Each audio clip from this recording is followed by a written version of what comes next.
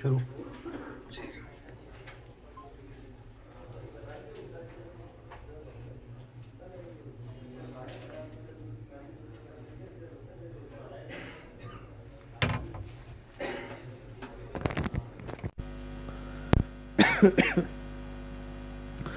یہاں سے سبق شروع کرتے ہیں. بسم اللہ الرحمن الرحیم. قال رسول اللہ صلی اللہ علیہ وسلم البینۃ علی المدعی والیمین علی المدعى علیہ. جناب رسول اللہ صلی اللہ علیہ وسلم کا ارشاد مبارک ہے کہ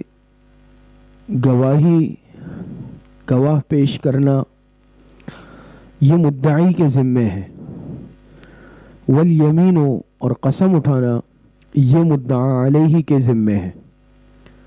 پہلے لفظی ترجمہ سن لیں، سمجھ لیں، پھر انشاءاللہ سمجھاتے ہیں. البینۃ علی المدعی کہ گواہ پیش کرنا یہ مدعی کے ذمے ہے، لازم ہے. بینہ کے معنی آتے ہیں گواہی کے، یمین کہتے ہیں قسم کو. دو الفاظ مدعی اور مدعا علیہ. پہلے یہ الفاظ سمجھ لیں کہ مدعی کسے کہتے ہیں، مدعا علیہ کسے کہتے ہیں، اور دعویٰ کسے کہتے ہیں. تین الفاظ ہوتے ہیں. مثال کے طور پر ایک شخص دوسرے پر کسی چیز کا دعویٰ کرتا ہے، الزام لگاتا ہے. مثال کے طور پر زید نے عمر سے متعلق کہا کہ زید نے میرا قلم لیا ہے، زید نے میرا قلم لیا ہے مجھ سے، اس کے پاس جو قلم ہے میرا ہے. اور عمر کہتا ہے کہ یہ جو قلم ہے یہ اس کا نہیں ہے، یا میں نے اس سے نہیں لیا. تو زید ہے جو دعویٰ کرتا ہے کہ یہ قلم جو عمر کے پاس ہے میرا ہے، یہ زید مدعی ہے. اس کی حیثیت مدعی کی ہے، دعویٰ کرنے والے کی. اور جس پر دعویٰ کیا جا رہا ہے عمر، یہ مدعا علیہ ہے، اس پر دعویٰ کیا جا رہا ہے. اور یہ جو قلم کا معاملہ ہے یہ دعویٰ ہے کہ یہ قلم جو ہے یہ میرا ہے. وہ کہتا ہے کہ اس کا نہیں ہے، یا یہ کہتا ہے یہ اس کے پاس ہے، عمر کے پاس ہے، عمر کہتا ہے میرے پاس نہیں ہے. تو زید مدعی ہے، عمر مدعا علیہ ہے، اور قلم سے متعلق جو یہ مسئلہ ہے یہ دعویٰ ہے. تو یہ شریعت کے ایک اصول اور قاعدہ اور ضابطہ ہے کہ الیمین البینۃ علی المدعی والیمین علی المدعا علیہ. اور یا پھر جیسے بعض روایتوں میں آتا ہے کہ والیمین علی من انکر، کہ قسم کس کے ذمے ہے، منکر کے ذمے، جو انکار کر رہا ہے. اور منکر سے مراد مدعا علیہ ہی ہے. تو بس اس میں زیادہ تفصیلات میں جانے کی ضرورت نہیں ہے، کیونکہ اس میں فقہی تفصیلات بہت زیادہ ہیں. بس یہ سمجھ لیں کہ اس حدیث میں آپ علیہ السلام نے فرمایا کہ جو مدعی ہوگا، جو کسی چیز کا دعویٰ کر رہا ہے، تو اس کے ذمے گواہ پیش کرنے ہوں گے. کہ قاضی کہے گا کہ بھئی آپ دعویٰ کر رہے ہیں تو آپ کے پاس گواہ ہے اس سلسلے میں. آپ جو کہہ رہے ہیں کہ یہ قلم جو ہے یہ میرا ہے جو فلاں کے پاس ہے، تو آپ کے پاس گواہ ہے. اس نے گواہ پیش کر دیے، انہوں نے گواہی دی، فیصلہ ہو جائے گا اس کے حق میں. اور اگر اس کے پاس گواہ نہیں ہوئے یا یہ گواہ پیش نہیں کر سکا، تو پھر اس مدعا علیہ سے، یعنی جس پر دعویٰ کیا جا رہا ہے، اس سے کہا جائے گا تم قسم کھاؤ، تم قسم کھاؤ کہ واقعی تم جو کہہ رہے ہو وہ سچ ہے. اگر اس نے قسم کھا لی تب بھی فیصلہ ہو جائے گا کہ بھئی ٹھیک ہے سچ کہہ رہا ہے، کیونکہ یہ تو گواہ مدعی پیش نہیں کر سکا اور مدعا علیہ نے قسم کھا لی، اس کے حق میں فیصلہ ہوگا. تو یہ گواہ پیش کرے گا، گواہ اس نے پیش کیے تو پھر اس کے حق میں فیصلہ ہوگا. اور اگر یہ گواہ پیش نہیں کر سکا تو اس صورت کے اندر پھر اس سے قسم اٹھوائی جائے گی. تو یہ اس روایت میں آپ علیہ السلام نے ارشاد فرمایا کہ البینۃ علی المدعی والیمین علی المدعا علیہ، کہ بینہ یعنی گواہ یہ مدعی کے ذمے ہے، جو دعویٰ کرنے والا ہے، جس نے دعویٰ کیا ہے کسی پر، اس کے ذمے ہے کہ وہ گواہ پیش کرے گا، گواہ لائے گا. قرآن کریم میں اللہ پاک ارشاد فرماتے وَاسْتَشْهِدُوا شَهِيدَيْنِ مِن رِجَالِكُمْ فَإِن لَّمْ يَكُونَا رَجُلَيْنِ فَرَجُلٌ وَامْرَأَتَانِ. تو بہرحال یہ گواہ پیش کرے گا، دو مرد یا ایک مرد اور دو عورتیں. دو عورتوں کی گواہی ایک مرد کے برابر ہوتی ہے شریعت میں. اور جو مدعا علیہ ہے، جس کے متعلق دعویٰ کیا جا رہا ہے، اس کے ذمہ ہوگا قسم اٹھانا، قسم کھانا. تب جا کر قاضی فیصلہ کرے گا. بہرحال اس کے بعد آگے روایت ہے، المؤمن مرآۃ المؤمن. یہ پڑھتے ہیں، بسم اللہ الرحمن الرحیم. قال رسول اللہ صلی اللہ علیہ وسلم المؤمن مرآۃ المؤمن والمؤمن اخو المؤمن یکف عنہ ضیعتہ ویحوطہ من ورائہ. جناب رسول اللہ صلی اللہ علیہ وسلم کا ارشاد مبارک ہے، المؤمن مرآۃ المؤمن. ایک مومن یہ دوسرے مومن کے لیے آئینے کی مانند ہے، آئینے کی طرح ہے، شیشے کی طرح ہے. والمؤمن اخو المؤمن، اور ایک مومن یہ دوسرے مومن کا بھائی ہے، آپس میں بھائی ہے، دینی بھائی ہے. یکف عنہ ضیعتہ، یہ اس کو نقصان سے بچائے گا. ایک ایمان والا دوسرے مسلمان مومن کا بھائی ہے، اور اس ایمان کا تقاضا یہ ہے کہ یہ اس کو نقصان سے بچائے گا، اس کو نقصان نہیں پہنچنے دے گا، نہ خود پہنچائے گا نہ پہنچنے دے گا. وَيَحُوطُهُ مِن وَرَائِهِ، اور اس کے عزت کی حفاظت کرے گا اس کی غیر موجودگی میں. بات سمجھ میں آ رہی؟ اس کی حفاظت، یحوطہ ان یحفظہ، حفاظت کرے گا اس کے، من ورائہ ای من غیبتہ، اس کی غیر موجودگی میں بھی اس کی حفاظت کرے گا، اس کے عزت کی حفاظت کرے گا. تو یہ بڑی ہی جامع حدیث ہے. اس میں آپ علیہ السلام نے ارشاد فرمایا، المؤمن مرآۃ المؤمن. ایک مومن، مرآت کہتے ہیں آئینے کو. آئینہ ہوتا ہے نا جس میں انسان اپنا چہرہ دیکھتا ہے، شیشہ، آئینہ، اب مرر کہتے ہیں اس کو. اس میں انسان اپنا چہرہ دیکھتا ہے، چہرہ سنوارتا ہے، اس کو مرآت کہتے ہیں عربی میں.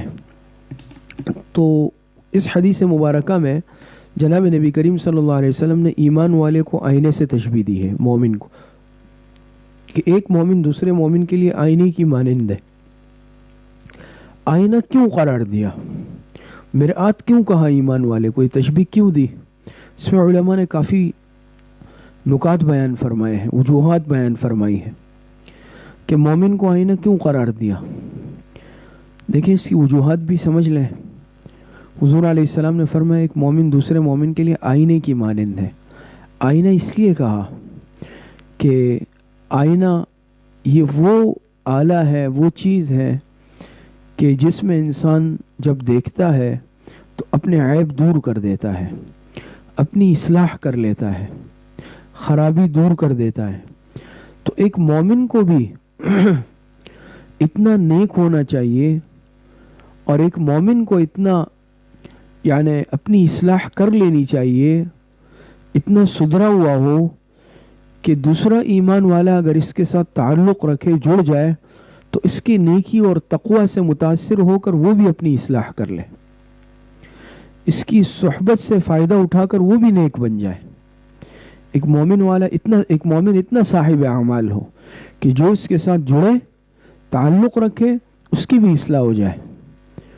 تو آئینے سے تشبیہ اس لیے دی. دوسرا، آئینے سے تشبیہ دینے کی اور بھی وجوہات ہیں کہ پھر خاص طور پر آئینے سے تشبیہ کیوں دی ایمان والے کو. تو دیکھیں ایک وجہ اس کی یہ ہے کہ آئینہ یہ انسان کو فائدہ پہنچاتا ہے، اور انسان اگر آئینے میں اپنا چہرہ دیکھتا ہے تو اس آئینے میں چہرہ دیکھ کر وہ اپنی اصلاح کر لیتا ہے.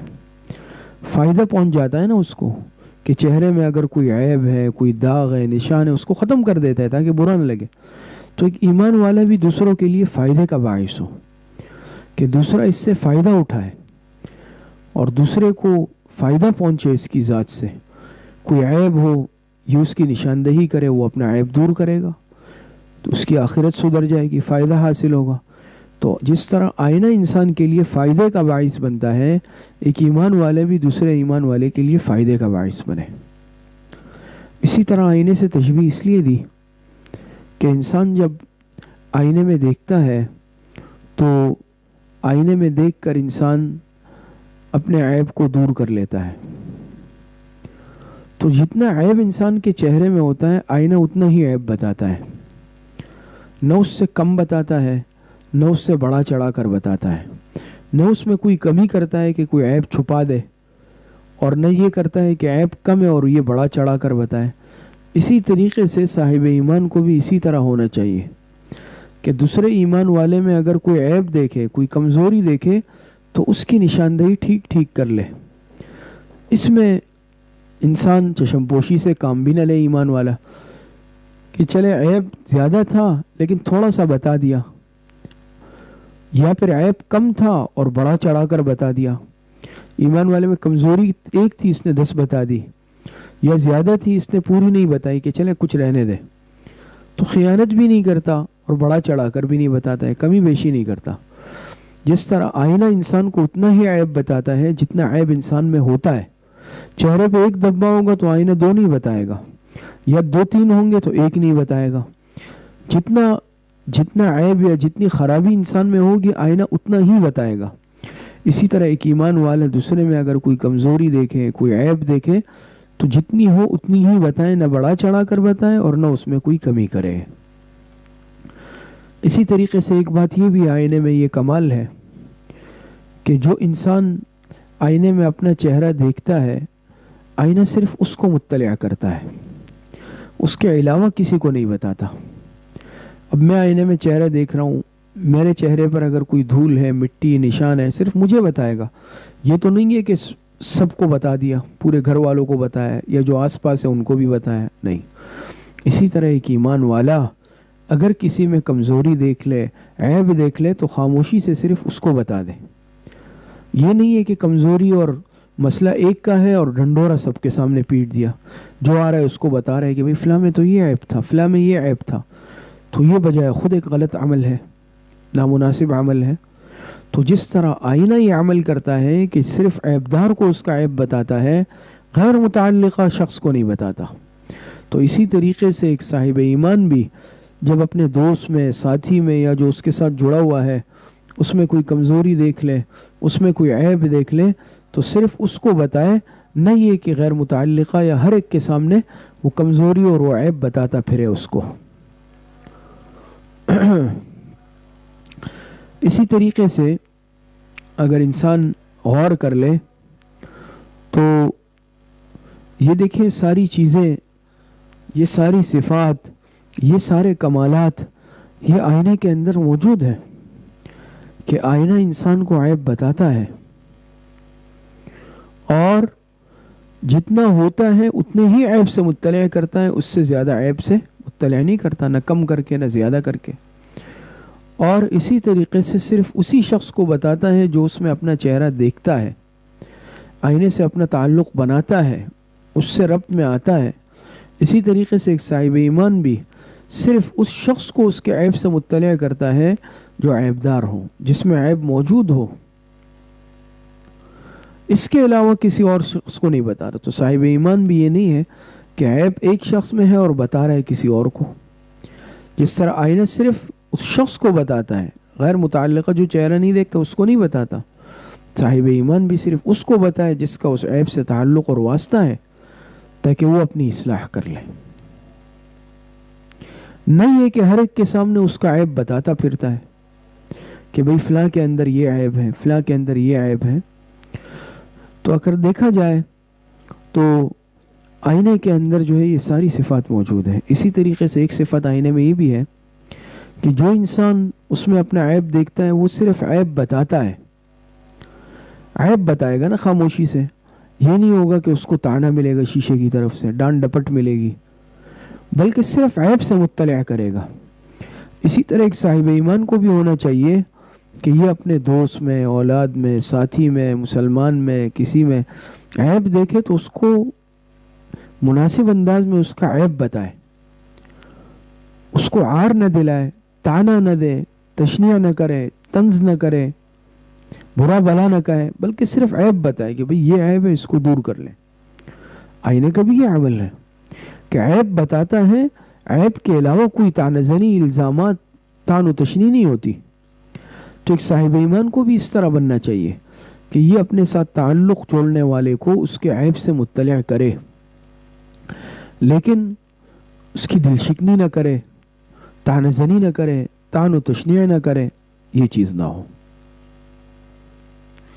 اسی طریقے سے آئینے میں آپ دیکھتے ہیں کہ جو بھی انسان آئینے میں دیکھتا ہے تو وہ صرف عیب بھی نہیں بتاتا بلکہ خوبی بھی بتاتا ہے۔ آپ دیکھتے ہیں نا، اور خاص طور پر آپ خواتین جو آئینے میں جیسے میک اپ وغیرہ کرتی ہیں، آئینے کے سامنے کھڑے ہو کے میک اپ ہوتا ہے، اس کی اصلاح بھی ہوتی ہے، میک اپ میں کوئی کمی بیشی ہوتی ہے اس کو بھی دور کیا جاتا ہے۔ تو دیکھیں شیشہ جس طرح انسان کے عیب کو بتاتا ہے آئینہ، اسی طریقے سے اگر کوئی خوبی ہو، خوبصورتی ہو، وہ بھی بتاتا ہے۔ انسان دیکھیں نا، بار بار جب انسان بنتا ہے، سنورتا ہے، تیار ہوتا ہے، یا خواتین تیار ہوتی ہے، میک اپ کرتی ہے، تو آئینے میں اپنے آپ کو بار بار چہرہ دیکھتی ہے، اور آئینے میں دیکھ کے انسان تسلی کرتا ہے کہ بھئی چلے اب میرا چہرہ اچھا لگ رہا ہے، اب میں دعوت میں، پروگرام میں جانے کے قابل ہوں۔ تو جس طرح آئینہ عیب بتاتا ہے، اسی طریقے سے آئینہ خوبصورتی اور اچھائیاں بھی بتاتا ہے۔ تو ایک صاحب ایمان صرف یہ نہیں ہے کہ اس نے عیب بتانے کا ٹھیکہ لیا ہو کہ اگر کوئی برائی ہوگی وہی بتائے گا، بلکہ اگر اس کے ساتھی میں، دوست میں، مسلمان میں اگر اچھائی ہو تو اس کی بھی تعریف کرے گا، اس کی بھی قدردانی کرے گا، وہ بھی بتائے گا۔ صرف برائیاں نہیں بتانی، بلکہ اچھائی ہو تو اس اچھائی پر کیا کرنا ہے؟ حوصلہ افزائی بھی کرنی ہے۔ جس طرح انسان عیب پر کیا کرتا ہے؟ نکتہ چینی کرتا ہے، تو اسی طریقے سے خوبی پر حوصلہ افزائی بھی کرنی ہے۔ تو آئینے سے ہم یہ ساری صفات لیں۔ اسی طریقے سے آئینے میں ایک خوبی یہ بھی ہے کہ انسان جتنی مرتبہ بھی دیکھے گا، ہر مرتبہ انسان کو بتائے گا۔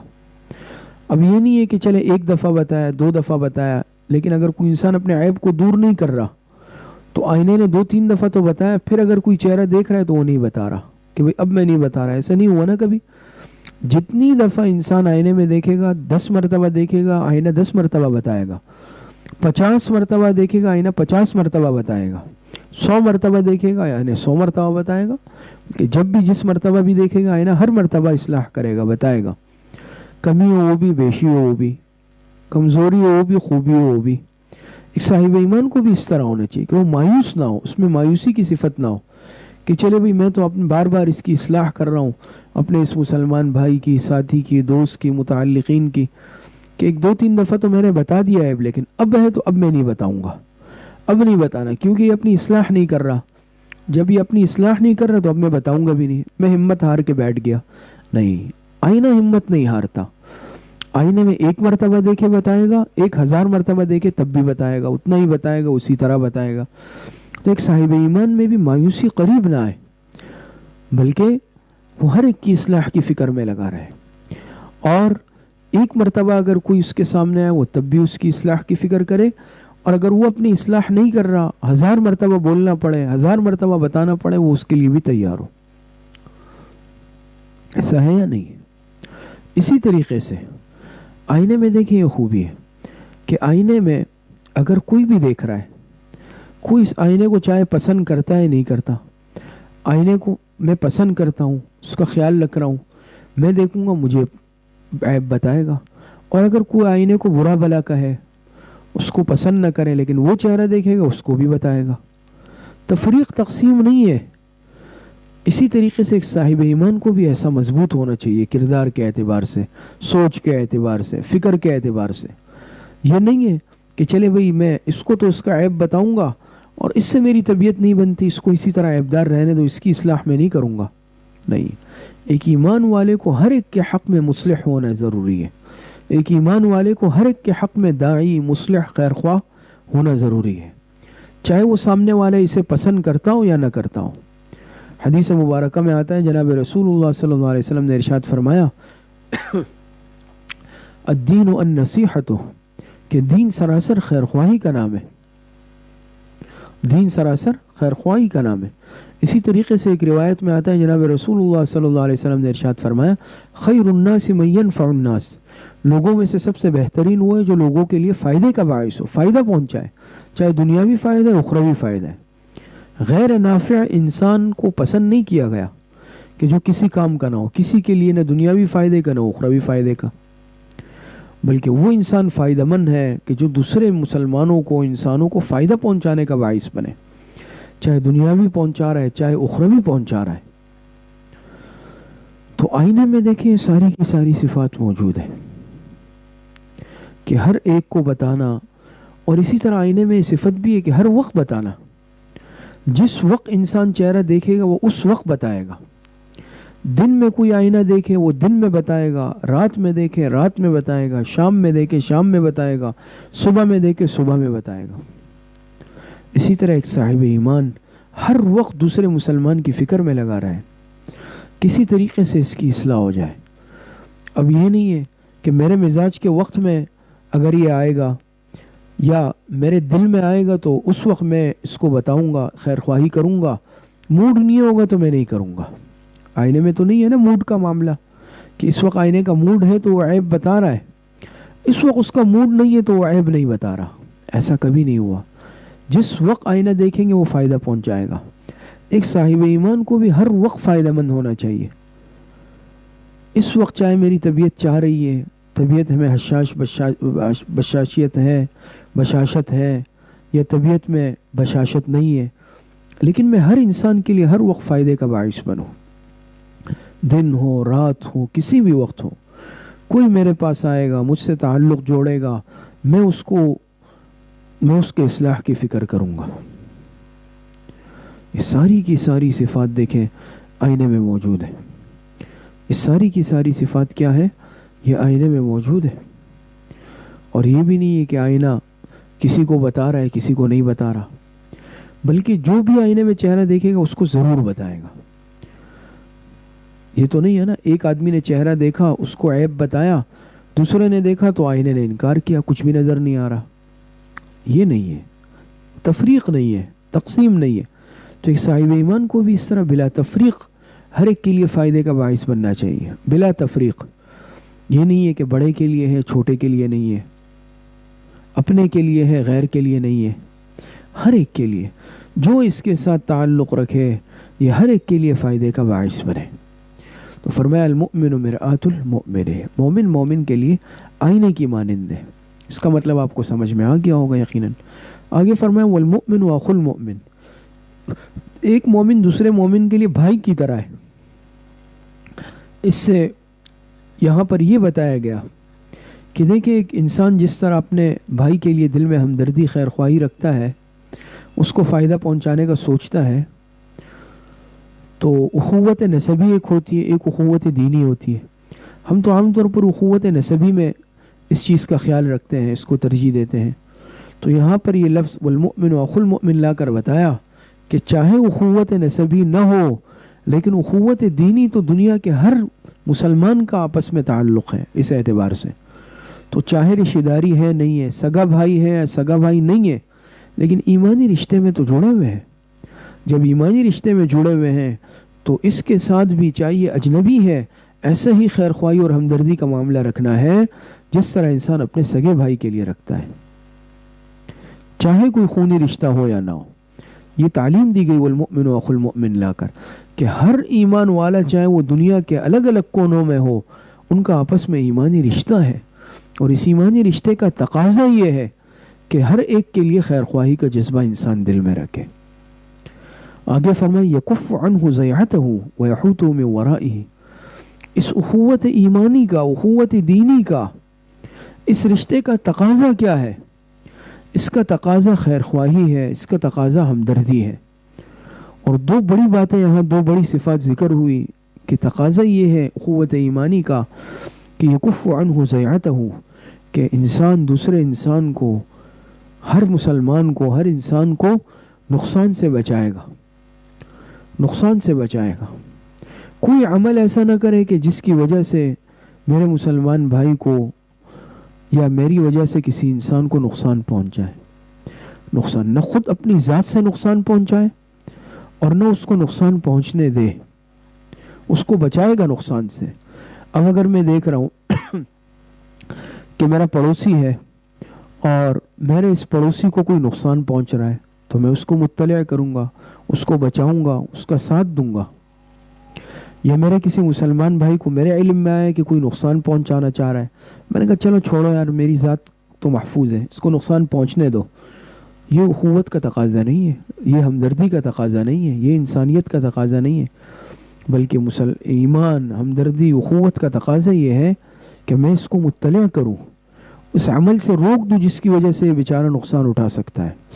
اس کو نہ خود نقصان پہنچاؤں، نہ نقصان پہنچنے دوں، پھر چاہے وہ جانی نقصان ہے، مالی نقصان ہے، ایمان کا نقصان ہے، دین کا نقصان ہے، کسی بھی اعتبار سے. آج ہم تو صرف یہ سمجھتے ہیں نا کہ نقصان صرف مال کا ہو سکتا ہے، اولاد یا جان کا ہو سکتا ہے. یہ دین کا نقصان سب سے بڑا نقصان. میں نے دیکھا بھائی کہ ایک مسلمان بھائی گناہوں کی طرف جا رہا ہے، آخرت میں جہنم کی طرف جا رہا ہے. حقیقی خیر خواہی اور ہمدردی کا تقاضا یہ ہے کہ میں اس کو غلط راستے سے روکوں گا تاکہ اس کی آخرت کی زندگی بھی بن جائے. صرف دنیاوی نقصان سے نہیں بچانا بلکہ آخرت کے نقصان سے بچانا تو بطریق اولا ضروری ہے. اور حقیقی ہمدردی کا تقاضا بھی یہ ہے کہ جس طرح میں اپنے لیے جنت میں جانے کے لیے فکر مند ہوں، فکر کرتا ہوں، اپنے اس مسلمان بھائی کو بھی جہنم سے بچانا ہے، جنت کی طرف لے جانا ہے. وَيَحُوطُهُ مِنْ وَرَائِهِ، اور اس کی غیر موجودگی میں بھی اس کی حفاظت کروں. کیا مطلب؟ اگر میرا یہ مسلمان بھائی موجود نہیں ہے لیکن پیچھے اس کا مال ہے، اولاد ہے، اسباب ہے، اس کو کوئی نقصان پہنچا رہا ہے، میں اس کی بھی حفاظت کروں گا.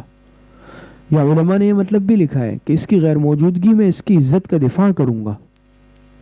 اگر کوئی اس کی غیبت کرتا ہے میں اس کو غیبت سے روکوں گا. آج کل تو یہ مصیبت ہے نا، ہم نہیں روکتے بلکہ ساتھ دیتے ہیں، خوش ہوتے ہیں کہ چلے بھائی اس کی غیبت ہو رہی ہے بلکہ میں بھی حصہ لے لیتا ہوں. وَيَحُوطُهُ مِنْ وَرَائِهِ کا تقاضا یہ ہے کہ اس کی غیر موجودگی میں اگر کوئی اس کی عزت کو خراب کرتا ہے، چاہے غیبت کے ذریعے سے ہے، کردار کشی کے ذریعے ہے، الزامات کے ذریعے ہے، میں اس کو روک دوں کہ آپ غلط کر رہے ہیں، آپ کیوں اس کو برا کہہ رہے ہیں، آپ کیوں اس کی غیبت کر رہے ہیں. یہ حقیقی ہمدردی ہے. صرف منہ پہ ہمدرد ہونا یہ کمال نہیں ہے، پیٹھ پیچھے مخلص رہنا یہ اصل کمال ہے. آج تو یہ ہے نا کہ سامنے ہوا تو ہم نے تو باتیں کر لی اور سامنے ہم نے بڑی جو ہے ہمدردی جتائی، لیکن حقیقت پتہ تب چلتی ہے کہ جب وہ سامنے موجود نہ ہو اور اس کو اس کی غیر موجودگی میں اس کی عزت کو خراب کرے. اب یہاں پر امتحان ہے میرے ایمان کا کہ میں کتنا مخلص ہوں، میں اس کی کتنی عزت کی حفاظت کرتا ہوں، سامنے والے کو غیبت سے روکتا ہوں یا نہیں روکتا ہوں، اس کی کردار کشی سے روکتا ہوں یا نہیں روکتا ہوں. حقیقی ہمدردی کا تقاضا تو یہ ہے. تو آپ علیہ السلام نے فرمایا المؤمن مرآت المؤمن، مومن مومن کے لیے آئینے کی مانند ہے.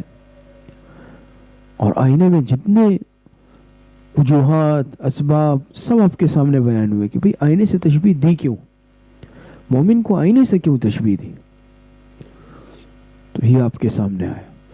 اور اس میں ایک نقطہ اور بھی ابھی ذہن میں آیا ہے کہ دیکھیں مرآت اسی وقت صحیح بتا سکتا ہے کہ جب مرآت خود صاف ستھرا ہو، آئینہ خود صاف ستھرا ہو، تبھی وہ سامنے والے کو کما حق ہو اور اچھے طور پر اس کے خوبی یا عیب بتائے گا. لیکن جہاں آپ دیکھتے ہیں آئینہ خود داغدار ہے، اس پہ نشان ہے، لکیریں ہیں، دھندلاہٹ ہے، تو وہ آئینہ صحیح طور پہ انسان کو نہیں بتا سکتا عیب. اسی طرح ایک انسان تبھی دوسرے کی اصلاح کر سکے گا، دوسرے کو اس کا عیب بتا سکے گا جب خود وہ اس اصلاح یافتہ ہو، خود اس نے اپنی اصلاح کی ہوئی ہو، اپنے قلب کو چمکایا ہو. اسی لیے ایک صاحب ایمان کو چاہیے کہ پہلے خود اپنی اصلاح کرے، اپنی تربیت کرے، اپنے دل کو میل کچیل سے صاف کرے، اپنے دل کو ہر قسم کے عیوبات سے اور ہر قسم کے منکرات سے صاف ستھرا کرے. تب جا کر یہ اس قابل بنے گا کہ دوسرے کی اصلاح کر سکے. ورنہ ظاہری بات ہے آئینہ اگر خود عیبدار اور نشان والا ہے، وہ کس طرح سامنے والے کو اس کا عیب بتائے گا؟ اس میں کوئی اپنا چہرہ نہیں دیکھ سکے گا، وہ خود دھندلا ہوگا. لیکن جتنا آئینہ چمکا ہوا صاف ستھرا ہوگا اتنا چہرہ اچھی طرح نظر آئے گا. اسی طرح ایک ایمان والا تبھی دوسرے کی صحیح طور پر اصلاح کر سکے گا جب خود اس کا دل گناہوں سے آلودہ اور میل کچیل سے صاف ہوگا، گناہوں کی آلودگی سے اور میل کچیل سے صاف ہوگا، صاف ستھرا ہوگا، اور خود اس کی اصلاح ہوئی ہوگی تو دوسروں کی اصلاح کر سکے گا. فرمایا المؤمن اخو المؤمن، ایک ایمان والا دوسرے ایمان والے کا بھائی ہے. صرف یہ نہیں ہے کہ صرف اپنی نسبی بھائی یا نسبی رشتہ دار یا خاندان کے لیے انسان مخلص ہو اور کسی کے لیے نہ ہو. ایک ایمان والا خود غرض نہیں ہوتا بلکہ اس کا دل ہر ایک کے لیے کھلا ہوا ہوتا ہے. وہ ہر ایک کے لیے اچھائی، بھلائی اور ہمدردی کا سوچتا ہے، اور ہر ایمان والا ایک دوسرے کا بھائی ہے.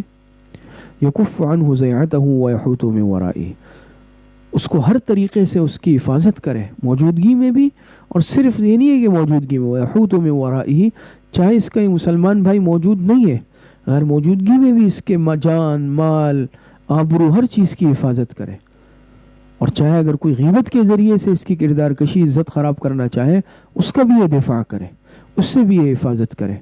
اللہ پاک صحیح عمل کی توفیق عطا فرمائے۔ وآخر دعوانا ان الحمد للہ رب العالمین۔